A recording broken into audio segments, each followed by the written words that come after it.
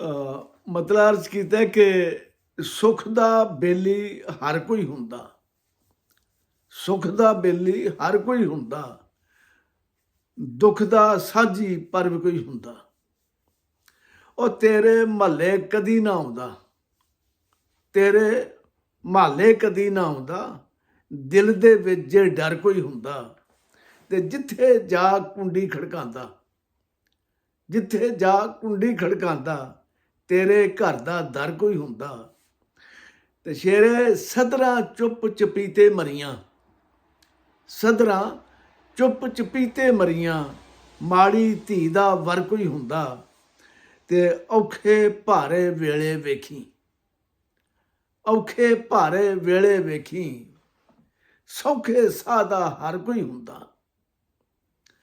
ਤੇ ਪਿਆਰ ਮੁਹੱਬਤ ਹੋਰੇ ਲੱਭਦੇ, ਪਿਆਰ ਮੁਹੱਬਤ ਹੋਰੇ ਲੱਭਦੇ, ਜੇਕਰ ਮੇਰਾ ਘਰ ਕੋਈ ਹੁੰਦਾ।